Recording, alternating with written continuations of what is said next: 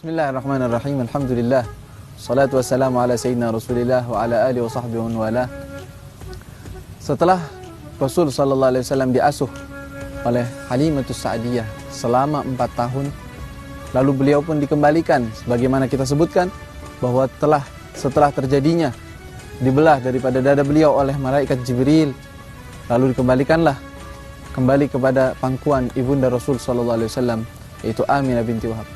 Dan kita juga ketahui bahwa beliau terlahirkan dalam keadaan yatim, yaitu ayah beliau Abdullah meninggal di kota Madinah ketika dalam perjalanan berdagang. Dia meninggal ketika Nabi SAW masih dalam kandungan ibunda beliau SAW. Dan ketika beliau berusia 6 tahun, ibunda beliau ingin mengunjungi dan mendatangi kota Madinah untuk menziarahi daripada kuburan daripada ayahnya Rasul SAW.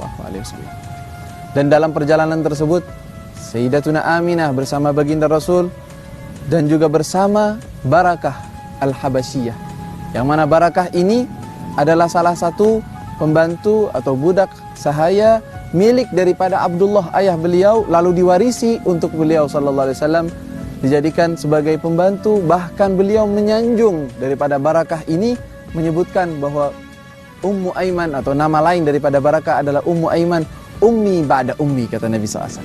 Lalu dalam perjalanan beliau ke kota Madinah, dan ketika kembalinya beliau dari kota Madinah, ibunda beliau jatuh sakit, lalu wafatlah ibunda Rasul SAW di kota atau di tempat yang dikatakan atau dinamakan Al-Abwa, dan dalam riwayat disebutkan dikuburkan di tempat tersebut, dan dalam riwayat lain dikuburkan dan dikembalikan jasadnya ke kota Mekah dan dikuburkan di sana.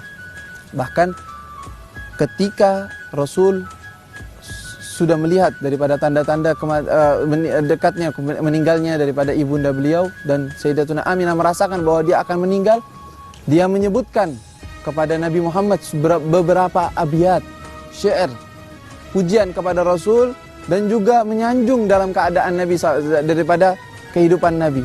Dia mengatakan dalam syair yang begitu panjang, menyebutkan bahwa ya anak yang mulia, yang aku melihat tanda-tanda kemuliaan kepadamu, engkau akan diberikan oleh Allah Subhanahu wa taala, dimuliakan oleh Allah Subhanahu wa taala agar engkau tidak menyembah daripada berhala. Wallahu anhaka 'anil asnami kay la tuwalliha ma'al anami. Dikatakan hal tersebut oleh ibunda Nabi SAW.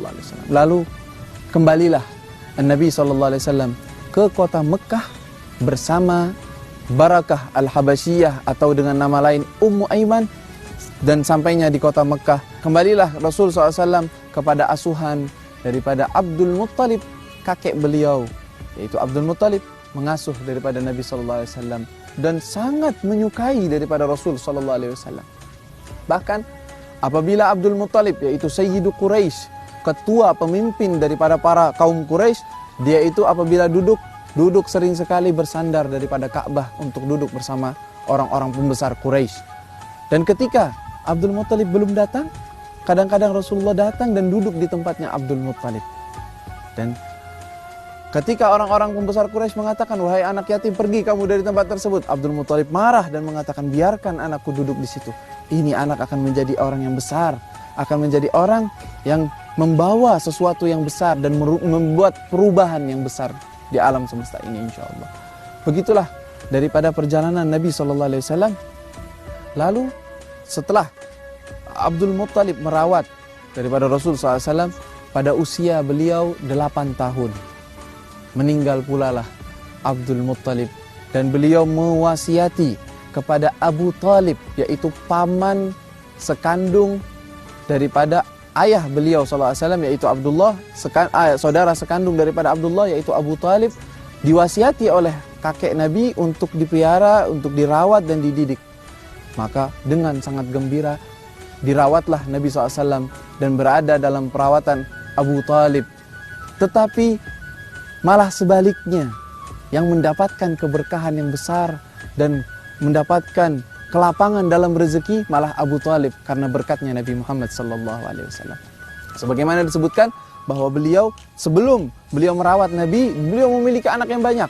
Tetapi ketika beliau seorang yang miskin, tidak memiliki harta yang banyak. Tetapi ketika beliau memelihara Nabi dan menjadikan Nabi sebagai anak asuhnya, maka dia pun dilimpahi rezeki oleh Allah Subhanahu wa taala dan dimudahkan urusan-urusannya dan diberikan daripada keberkahan-keberkahan di mana sang Rasul sallallahu alaihi wasallam yang mana hidupnya selalu membawa keberkahan bagi orang-orang yang di sekitarnya.